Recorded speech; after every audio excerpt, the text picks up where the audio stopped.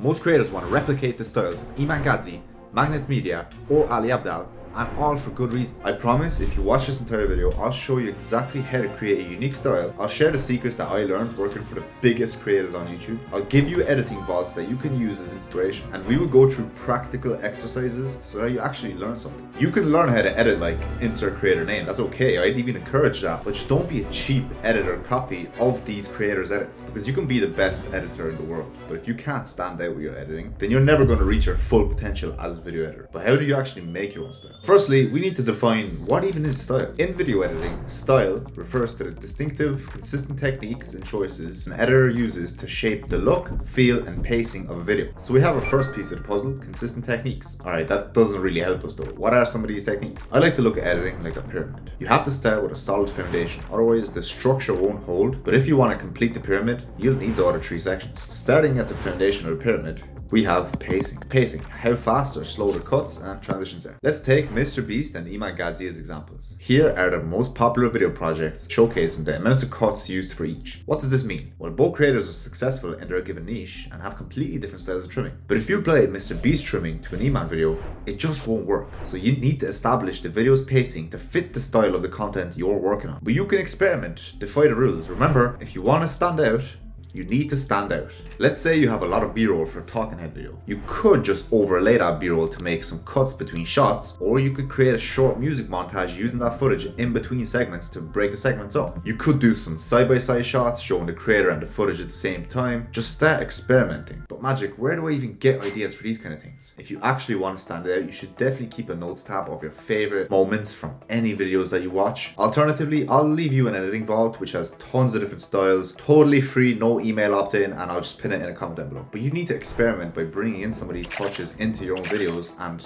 I know this sounds a bit contradictory because we will get into styles and standing out in just a second, but trust me, we'll get there. Right, so how do I do this? How do I know how to trim correctly to the style of video that I'm editing on? Well, it's very simple. Just ask yourself the question, who is my audience and where are they watching? If they just want to be entertained, you should make the more cuts apparent. And if they're trying to be educated, you just need to make sure that the delivery of the information is the priority. These are just the two most common examples, but for the most part, you should understand who you're targeting and what they came to watch. But Magic, how come some gaming videos are fast-paced and others super slow? Your advice is wrong, you idiot. I hope you... Whoa, relax bro, go back to what I said.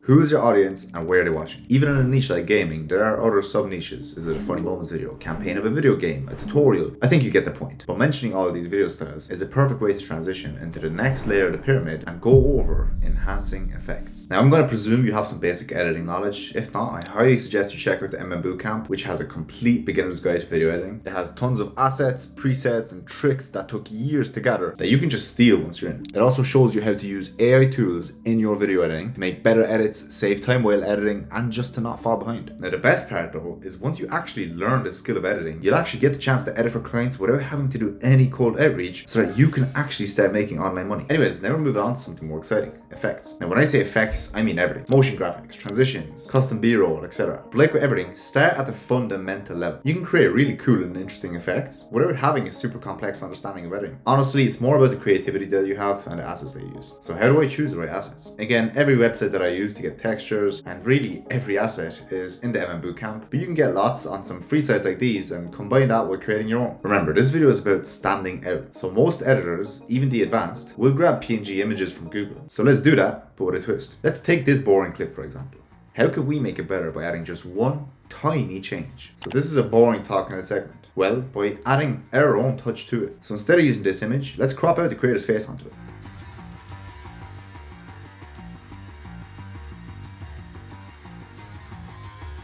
Now this looks more interesting, but let's take it a step further. Let's use some AI tools to turn him into a cartoon style image.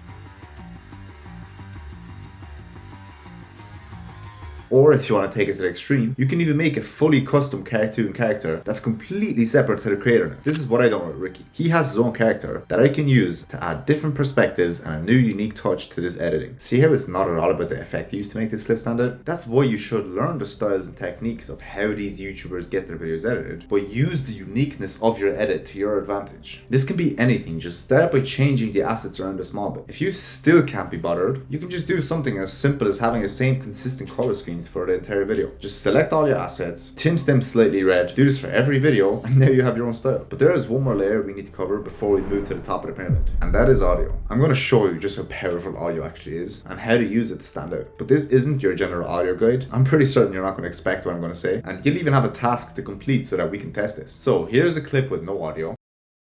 Pretty boring as imagined. And here's that same clip but with audio.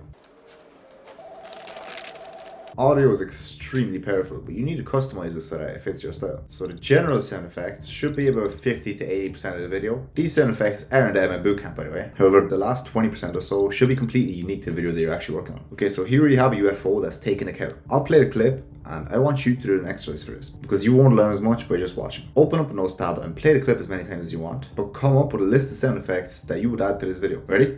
Here's the clip.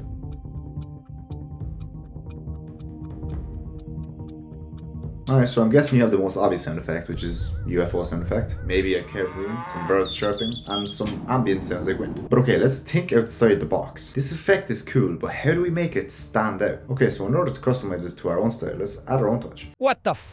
Give me back my cow, you son of a b.